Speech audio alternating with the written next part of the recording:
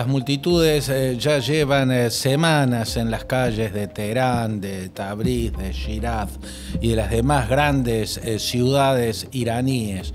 A esta altura el reclamo en las calles es la caída de Ali Khamenei, la máxima autoridad, el líder religioso de la República Islámica. A esta hora la mayoría de las consignas dicen incluso muerte al Ayatollah Khamenei.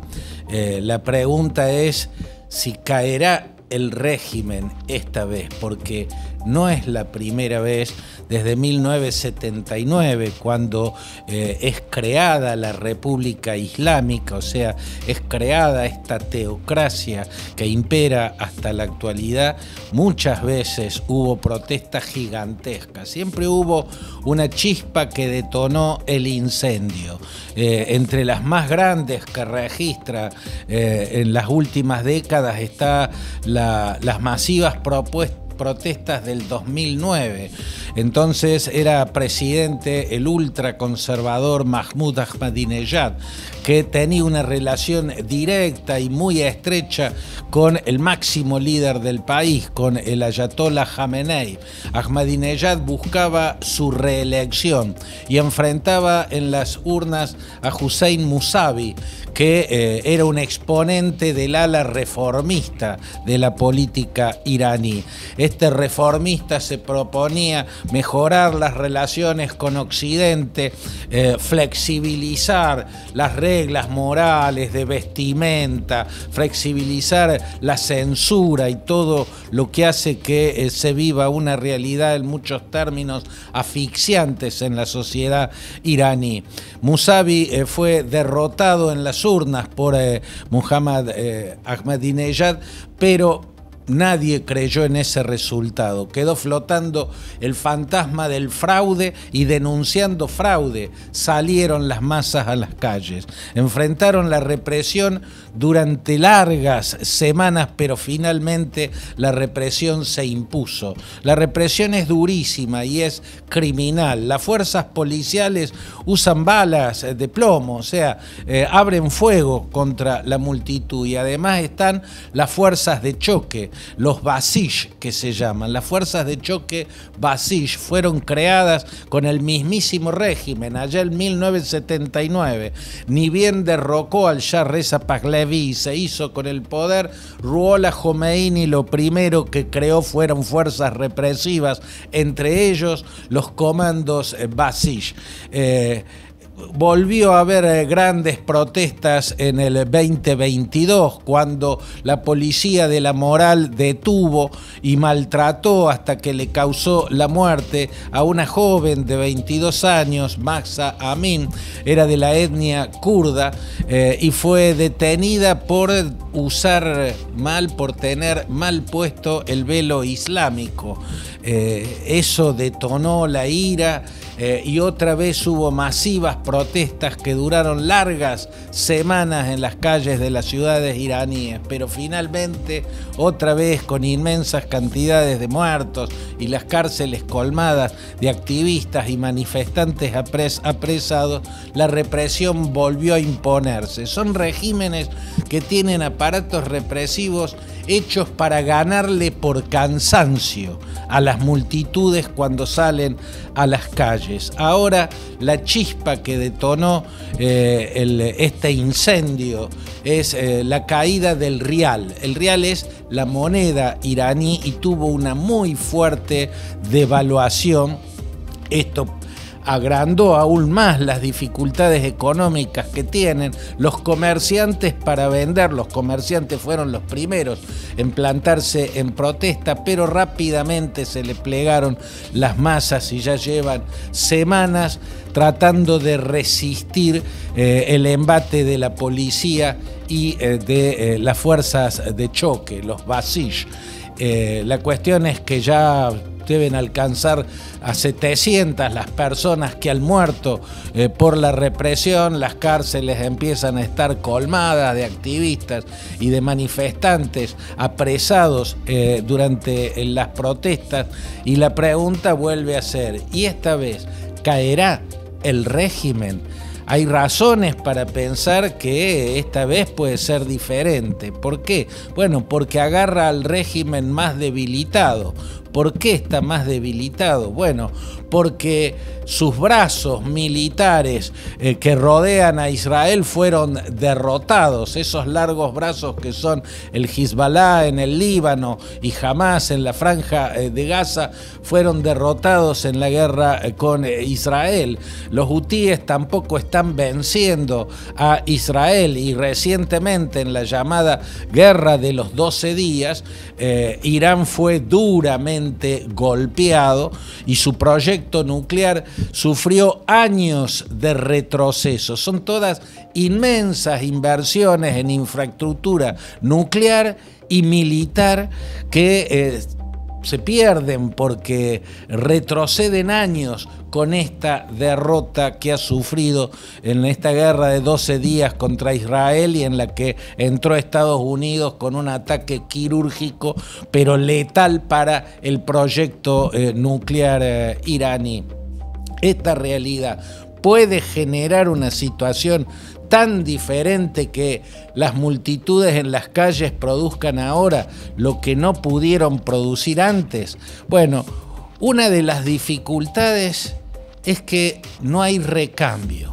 Teóricamente Trump tendría que haber intervenido ya, porque Donald Trump, que está posando de emperador del mundo, advirtió al régimen cuando comenzaron las protestas, o sea, ni bien devaluaron el rial y empezaron los comerciantes a protestar, Trump rugió desde la Casa Blanca que cuando cayera un muerto por la represión, Estados Unidos iba a intervenir. Bueno, ya van más de 700 muertos y Donald Trump debe estar pensando cómo intervenir. ¿Qué es lo que puede hacer? ¿Otro bombardeo quirúrgico como el anterior? ¿Eso tendría efecto?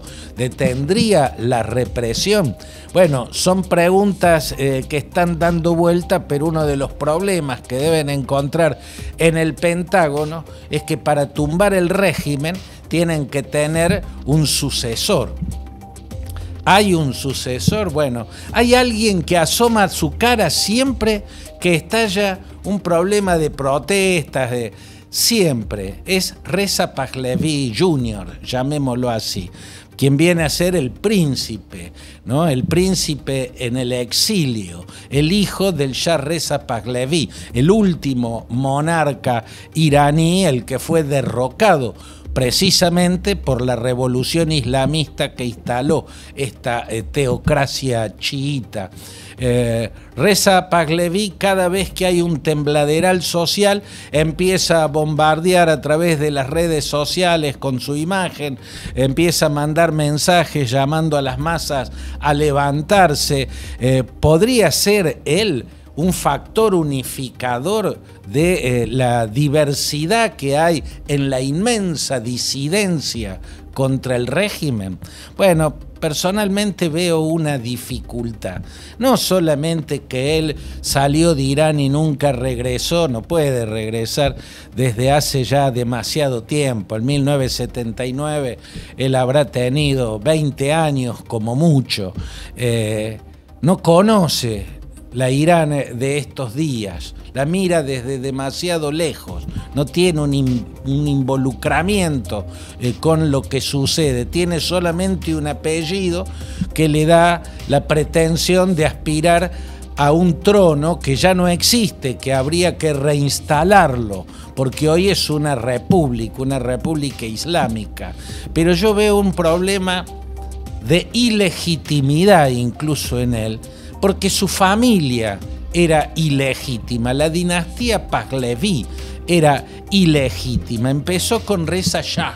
Reza Shah fue quien, apoyado por el MI6, que es la inteligencia militar británica, y la CIA, derrocó en un golpe de estado al rey Ahmed Qajar, ¿no? O sea, y era militar, Reza Shah era un militar, y derrocó a un rey. Lo pusieron en el poder los británicos, porque iba a responder a sus intereses. Pero pronto descubrieron que Reza Shah era simpatizante de Hitler y que en la Segunda Guerra Mundial su adherencia estaba con el eje nazi-fascista, ¿no? El eje Berlín-Roma.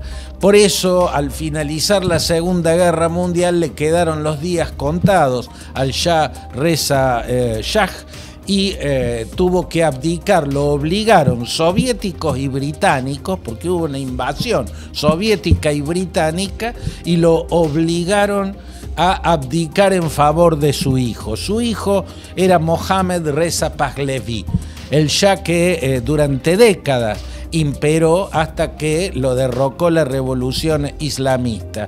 Y Mohammad Reza Pahlavi cometió actos que lo van a invalidar para siempre a su apellido. El primero fue, en 1953, haber derrocado o haber permitido, haber conspirado junto con la CIA y con el MI6, el aparato de inteligencia británico, para derrocar a Mossadegh.